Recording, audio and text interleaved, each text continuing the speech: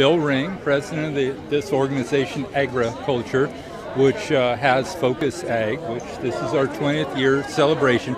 And Chaminade's just done a wonderful job in helping us put this program on.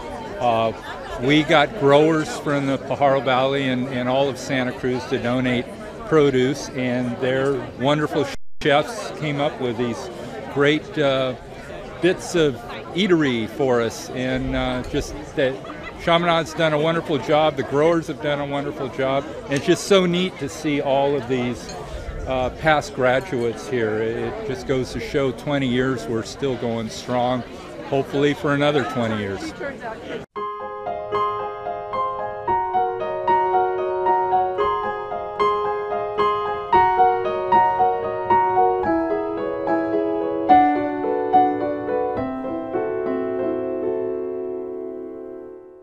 Welcome to our 20th anniversary celebration. My name is Brian King, and I have the privilege of serving as president of Cabrillo College and also a proud member of Class 16 of Focus Agri-Culture. And we very much appreciate all of you being here tonight for a very special celebration. First of all, I want to thank our sponsors for our event this evening: Driscoll's, Land Trust of Santa Cruz, Mossmack, McSherry and Hudson Commercial Insurance, and S. Martinelli and Company. Let's thank our sponsors.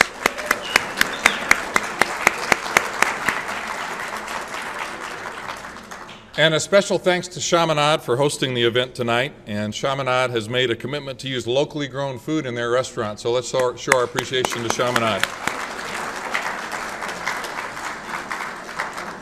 We also want to thank and acknowledge the growers who donated food for this evening's reception, and the names of those donors are listed in our program.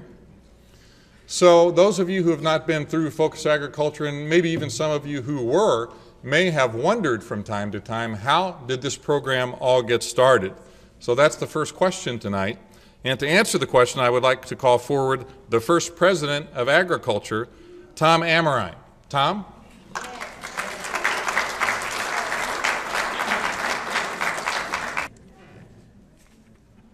And so the question is, how did a group of farmers and teachers and politicians and nuns and writers and business owners, community activists, artists, historians, how did we all get to be here together this evening? And to understand Focus Agri-Culture, that program, we have to understand the group that sponsors that, which is Agri-Culture, a group called Agri-Culture. And so I want to talk a little bit about that, how it started. For many years, the Farm Bureau had an annual farm tour for community leaders called the Farmerama. And we get in a bus, and people like Ron Tyler would tour people around and talk and give a great speech. But the people always got done with that day and that program, and they always wanted to do something more. They thought they were looking for more of that type of experience. And within the Farm Bureau and the Farm Bureau Board, there was a sense that a generational change was taking place in the local ag industry. This is going back 20, 25 years ago. And so historical preservation was becoming more of an important topic at the Farm Bureau, and how we preserve our heritage in the Valley. So the Farm Bureau began to explore ways to fill these needs. Then in 1989, the Loma Prieta earthquake occurred. And many people throughout the United States spontaneously sent money to the Farm Bureau to help local farm workers and growers. And it turned out to be quite a large amount of money. But due to the tax regulations and constraints that the Farm Bureau had as a type of organization that did political work and that sort of thing, we were very limited in how we could handle the money, and in terms of the tax deductibility of the money to the donors. And so we knew that we needed to do something in terms of tax status as well. So we realized that was an opportunity to establish an organization that was non-political, nonprofit, and community-oriented, which could therefore receive tax-deductible donations. And so Agri-Culture was established with a mission geared toward public education, leadership, historical preservation, as well as disaster relief for farm workers.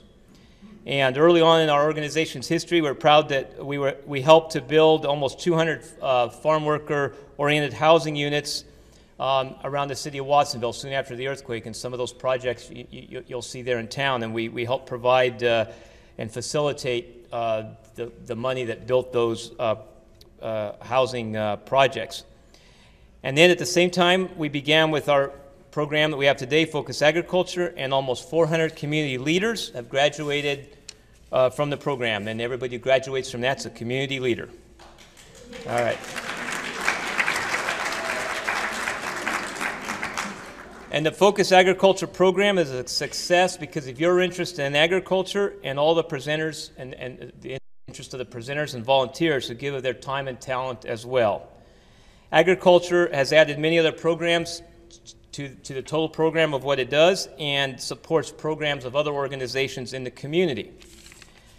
And that was kind of the formal statement that our illustrious leader, Executive Director Jess Brown, helped me prepare. And now I'm going to go off just for a minute off the program, and Jess is going to get really nervous because it could get too long, but I won't let that happen.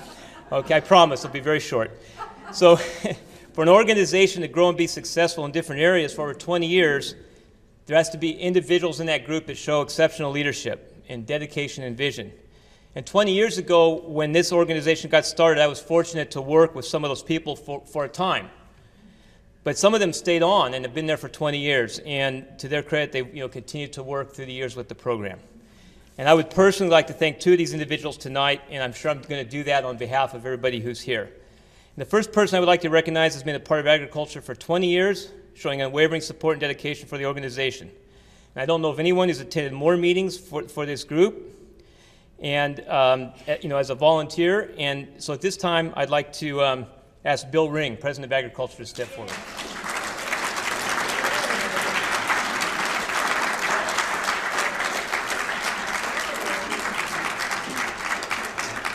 And so as a small token of our appreciation, as my wife Susan, she put together a gift box of agricultural products and food and everything made in Santa Cruz County. And so she's presenting that to Bill.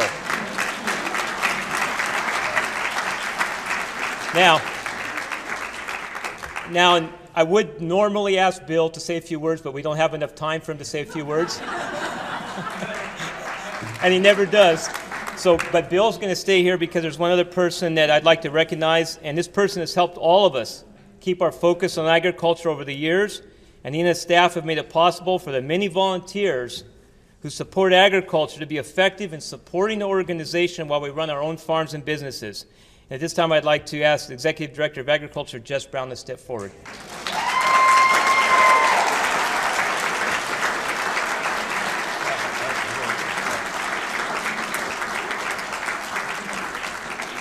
And he also gets to receive this gift box of the produce and food products of Santa Cruz County. And with that, I conclude my comments on agriculture and how it started and how we got to be here, and with a few words of thanks. I'll turn it